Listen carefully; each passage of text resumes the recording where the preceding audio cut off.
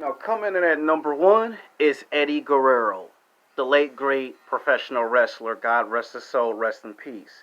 Eddie Guerrero is one of my favorite professional wrestlers. He's been wrestling for almost 20 years. Before he came to the WWE and before WCW, he wrestled in Japan, he wrestled in Canada, he wrestled in Mexico, and outside those professions, he became a four-time tag team champion, a three-time junior heavyweight champion, and then he got a phone call from Paul Heyman and spent 5 years at ECW, where he was alongside Mick Foley, he was alongside Chris Jericho, he was alongside a lot of talents in ECW. And then he, saw Stone Cold Steve Austin before Stone Cold became Stone Cold. And then he made his way to WCW, World Championship Wrestling. And where he took off in WCW, he was like, he hadn't gotten to his prime yet, but he was a young man at that time. He was like 24 years old, he had a bright future, and he managed to become a four-time WCW World Tag Team Champion. He won the television title, the United States title, and he felt he was being discriminated against, which he was. And as he ethically put it, that he threw some coffee on himself because Eric Bischoff didn't think he was a big enough star or a big enough draw to draw in WCW. Guys like Hulk Hogan, Macho Man Randy Savage, Goldberg, Kevin Nash, Scott Hall, Scott Steiner, those were the draws. And he created his own version of NWO with Codan and his cousin Chavo Guerrero, and they created the Latino version of LLW World Order, which was to take on the NWO.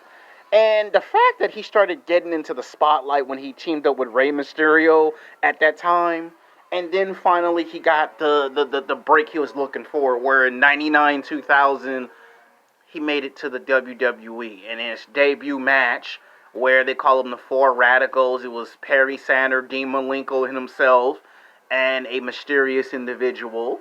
And you know why I say mysterious, because we're not going to get these videos demonetized or taken down and sued by a corporation because he has to remain nameless. It's to protect the identities of those individuals and the courtesy of respect. The word is respect. And they basically had success. He eventually became a five-time tag team champion, won the United States title, television title 3 times. He won the Intercontinental title like 3 to 4 times. And he had incredible matchups. He would wrestle the Dudley Boys, the Hardy Boys, Edge and Christian when he came to tag team, being a tag team specialist. And then some of his best matches, him teaming up with China and mixed tag matches. And then for him to wrestle The Rock in his first championship match. Even though Eddie Guerrero lost that championship match, you could tell that he had the ability and the potential in the future to become champion. That experience would stay with him for years to come. Nobody wanted to give Eddie that shot at the title, and The Rock did. The Rock said, I'm going to help you out, and The Rock gave him the shot. And when he got his shot, he might have lost the match, but one thing was clear. He was a big star. Yeah, he had some substance abuse, he had some drug problems. He had his inner demons, we all do, and then miraculously, he got better, he left, he took a break, he came back, and 2004 was his year. I mean, he started beating the Big Show, he beat Kane, he had an incredible matchup with Kurt Angle. He would beat out all these other guys, and then finally, he had a shot at the title, and it was against Brock Lesnar. And all the cards were stacked against Eddie. Like, there was no way you were going to win against Brock Lesnar. He's bigger, he's stronger, he's faster, and Eddie did not care. Eddie was like, I'm going to win the championship and I'm going to show you. Now, some people throw controversial at the way he won the title because Goldberg lost the Royal Rumble and Brock Lesnar cost him the Royal Rumble, and it set up Goldberg versus Brock Lesnar. at WrestleMania 20 to celebrate 20 years of WrestleMania at that time. And Eddie capitalized on a frog leg splash that gave him the championship. And then to go on to WrestleMania, headline, main event, and beat Kurt Angle and defend his title and retain. Then to have rematches beating Kurt Angle. Then taking on people like Rey Mysterio. He gave his best friend a shot at the title. And the fact that his title reign, which I will talk about in another video, I believe that his title reign was cut short. I mean, he did got to be champion for about 3.5 months. I don't know if they had complete 100% confidence and faith in Eddie Guerrero as world champion. But to me, it was like it took the guy almost 15 years to finally become world champion. And when he became champion, it was the biggest moment of WrestleMania 20. Like, guys like Bill Goldberg were having the best match on the card. You know, it was Shawn Michaels versus Triple H in a triple threat to see who would win that title. And Eddie defended his title against Kurt. And it was nice to see Kurt make Eddie look real good in that match. But when it came to being champion, the only problem was nobody was going to challenge Eddie for the title to show, you know, like, in other words, you saw his title reign was good, but nobody really wanted to step up and push him to that level of, yeah, that's the guy that's going to be the champion. You know, we never got Eddie Guerrero versus Triple H to test him as champion. We never got Eddie Guerrero versus John Cena to test his ability as champion. The only people that wanted to test his ability as champion was like Edge. You know, Randy Orton wanted to prove that he could test his ability. Chris Jericho, Kurt Angle. But the guy that stepped up and pushed him to see if he was ready to be champion for the long haul was JBL. Good match, good program, good system. Unfortunately, his title reign was cut short. And the fact that he never got another shot at the title, and then when he did, unfortunately, he passed away tragically. You know, and that's not something you want to hear about. You know, you turn on the news and one of your favorite wrestlers, one of your favorite heroes, one of your favorite idols have tragically passed away right in the midst of becoming a two-time world champion. This time he was going to face Batista and Randy Orton and become the heavyweight champion. This would be his second time as being champion.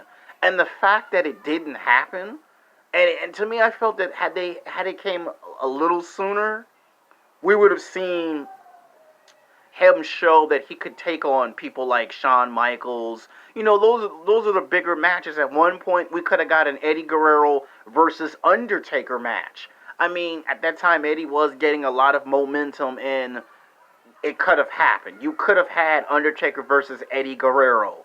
You know, they did it later with Rey Mysterio, but to me, that would have been a chance to see if he was ready to be champion for the long haul. So even though his title reign was cut short, I wish they would talk more about his wrestling career because he did contribute to the wrestling business. He mentored not one, but he mentored the whole locker room. Whenever you were in trouble and you needed some advice inside, outside the ring, Eddie was the guy to go to. You know, he traveled everywhere. And the guy gave his heart and soul. They don't talk about him enough. To be honest, tell you the truth, you need more DVDs. They need to tell his story. Because this new generation that's popped up, they don't know anything about him. You know, all they know is the pictures and the video games. They know Chavo Guerrero's the cousin, that's it. You got to know more. You know, and he pretty much set the stone. He was a good wrestler, good entertainer. He worked hard. You know, he loved his family, and he loved the WWE family, and he was on the rise of greatness. He stopped, you know, with the drugs. He got himself clean. He battled his inner demons, and unfortunately, tragically, he doesn't get mentioned in the conversation enough. You know, the fact that everyone talks about Hulk Hogan, there's a lot of Hulk Hogans, a lot of Ric Flairs, there's a lot of Undertakers, Triple H's, Stone Colds, Bret Harts, but there's only one Eddie Guerrero. And the fact that everybody tries to ignore that one championship reign and say, yeah, he won the title, it happened, it passed, is disrespectful. Because had he had more time, had he not passed, he might have won the title a total of 3 times. And even if it was just 3 times, at least that would have been enough. I mean, you look at the fact that he was a high risk. You know, he had ladder matches. You know, the guy could get on the top rope and he could hang with the best. Any style, he could adapt to it. So that's why we picked him at number 1. He's our number 1 guy. When I make the next video about who won the most championships, he will come on that list that will explain why that title reign was cut short, what should have happened that didn't happen. Some of y'all will agree what's on the list. Some of y'all will disagree. Some of you will feel like that because Brock Lesnar is the complete wrestler, he should be number 1 and Eddie should be number 2. But it was a tough decision to make because Eddie beat Brock Lesnar for his first championship. And for me to put Brock at number 1, it would have had been the case if I didn't mention Eddie. And if I didn't mention Eddie, then some wrestling fans, real diehard fans, would take that as disrespect. So it's respect first before picking my favorite, so they're both my favorites. But by the end of the day, only one person takes that one spot. Brock probably will get number 1 when it comes to who's the best champion, so don't look at it like it's a complete total loss. Some of y'all might watch the video 4 or 5 times and say I made some mistakes. I probably have made 5 mistakes. Some of y'all might say some guys are too high, some guys are too low. I probably have rated some people like Sting and Triple H too high. I might have had Randy Orton and The Rock towards the middle. Some of y'all might say Edge should be a little higher. This was a hard video to make. This is not exactly something that was easy to just put together. This was 14 years in the making. Maybe in a year or 2 years we come back, revisit it, redo the video over, because someone's going to mention AJ Styles. Somebody going to say CM Punk should be rated much higher. It's going to happen. Someone's going to say, why is Jeff Hardy not on the list? That can go on the list of best tag teams, but the case can be made, why is he not on the list? Because it took 12 years to get Jeff Hardy that push to become champion.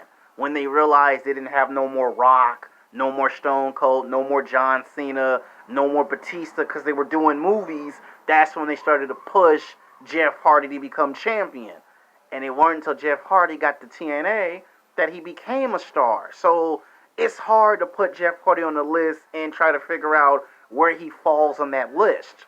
So we got 3 more categories to go, and like I said, in a year, 2 years, we come back and revisit this list and decide who goes up, who goes down.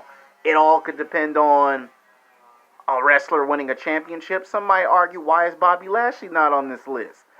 He'll be on a list by himself, but it'll be to explain why he's the best to not win the title. So that might be a future video if y'all still interested. Because in another 3 or 4.5 weeks, we're going to have basketball.